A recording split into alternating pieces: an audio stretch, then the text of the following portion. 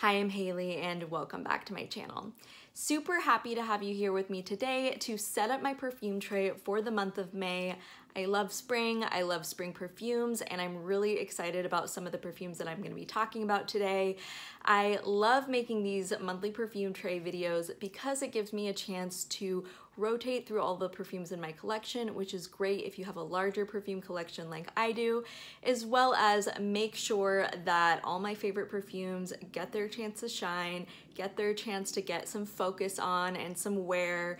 And I also really like these videos as a chance to reflect upon and do mini reviews of the perfumes that I've worn over the last month. So if that sounds good to you, keep on watching.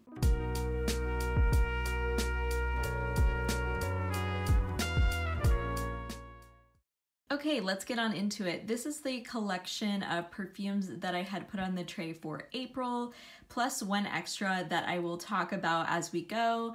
But to start off, I have the Aerin Mediterranean Honeysuckle. This is just a little mini that I completely used up. I like this. I think it's very spring appropriate and it's a pretty floral, but the opening is a very sharp citrus scent, and I think that's what would prevent me from purchasing a full bottle or trying this again. I thought it was nice, but the opening just didn't really jive with me, so I'm happy to have it moved out of my collection. Then next up is a perfume that I added to the tray after making the original video for April, and that's Jo Malone Wild Bluebell. This is so pretty and just very linear, but in a good way. It really just smells fresh, floral, a little bit aquatic. I really enjoy this one, and I pretty much wore it exclusively layered with Bdk Sel right here. So this is a very strong musk in the dry down, and I think when I first sampled that, I didn't realize just how musky this is. The opening is super beautiful, very aquatic, and much more delicate than the dry down is.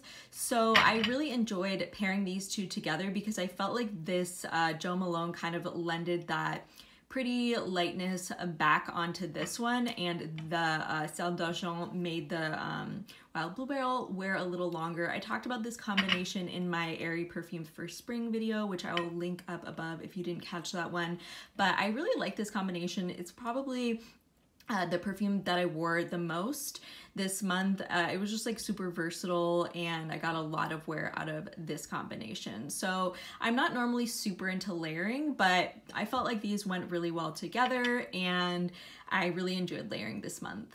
Then next up I have Jimmy Choo's I Want Choo. So I had put this on the tray because the dry down of this is a very pretty soft peachy perfume, and I do really enjoy the dry down, but I don't love the opening on this. It's just really strong, a little bit screechy, and it's just a really different vibe than the dry down of the perfume, and so I really wasn't loving that. It's like very aggressively sweet, but not in a way that's like super gourmand or a way that just jives with me in general. But I tried this a few times at the beginning of the month and was 100% certain I was gonna declutter this to a friend or family member or something like that. But then towards the end of the month, I did put it back on the tray, try it a few more times, and I think I am gonna keep it and reassess my thoughts on this at another point in the year. Like I said, I do like the dry down. I think it's pretty, and I did enjoy it, but I just felt like the opening was so strong. I think it was easier for me to wear when I was just throwing it on and then leaving the house to do something else. But when I had it on at home, when I was just like smelling it in like my personal scent bubble, it was just too much for me. So I'm gonna keep this, you know, in my collection, but I'm going to kind of have it on notice, so to speak, and try it at another point in the year and see how I feel at that point. And then next up, I have Skylar's Pink Canyon. I probably wore this one the least, but it is one of my old favorites and a perfume that I definitely go back to at different points in the year. I really like this one. I really like the grapefruit note for spring. It's easy to wear, and I feel like it has a little bit more body than some of the lighter perfumes that I have on the tray, so I thought that was really nice. Really like Skylar and really like this perfume.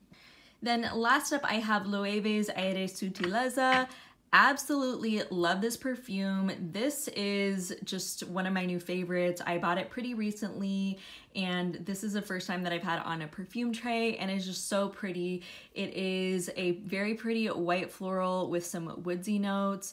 Really like this. I think if you like Armani's Ocean de Joya, you would really like this because they're not similar, but they do have a very similar scent profile. So really love this one. Really springy. Even the bottle is super springy, and I just love this for this time of year. I got a really nice compliment on it from somebody, and just think this is probably my favorite from this last month. So I'm gonna clear out the tray to make some room for this month's perfumes.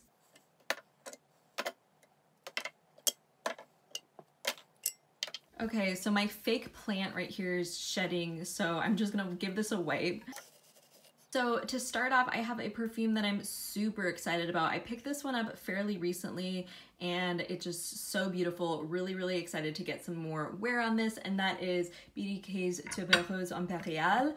Oh my god, this is one of the most buttery, beautiful, not indolic at all tuberoses that I've tried. It is just absolutely gorgeous. The gold lid and the gold juice is just like perfectly evocative of like what this fragrance represents.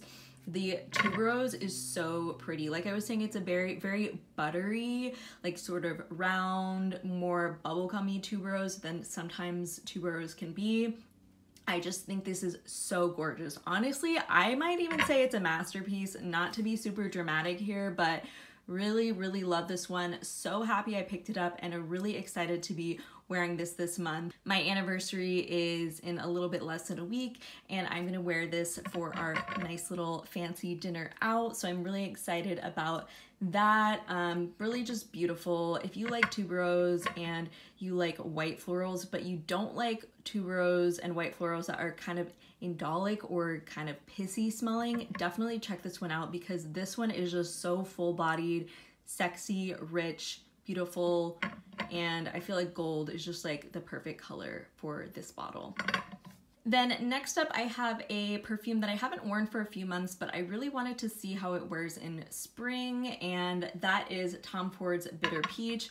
Love this perfume. This is what I reached for this morning to start off this month, and I think it's great. I know people think it's a little overrated. It's definitely overpriced, but it's so beautiful. It's like the perfect perfume that's both fruity but also perfumey in that way, if that makes sense. So it has some depth to it. It's not just straight fruit or anything like that. It's super pretty. I love this in the winter time, but I think it's great for spring as well, because the top notes can kind of just be like sort of that, I don't know, just very pretty floral. And I just really like this. I'm excited to get some more wear on it this month, and I think it'll be great for nighttime. Then next up, I have a pick that I think will be good for the gym or just lighter mornings and things like that, and it's Versace Yellow Diamond. I really like this. It's a super pretty white floral with some citrus top notes, and I just think it's super easy to wear. I just love the rendition of white florals in this perfume. It's just such an easy reach for me, and one that I go back to again and again. So really happy to have this on the tray. Like I was saying, it's great for the gym or office or any situation where you want something lighter, and really excited to wear this month. Then last up, I have kind of a fun one, and that is Skylar's Boardwalk Delay. I've been waiting to wear this one. I'm going to the LA County Fair later this month, and I think this will be so fun to wear for that. It is just so nostalgic. The cotton candy notes are just really fun, and it's also very fresh and a little bit aquatic. It reminds me of being on the boardwalk, like at the Jersey Shore or something like that. Just a really fun one that I think is great for the beginning of summer. So excited to wear this one this month. So I'm gonna rearrange these real quick.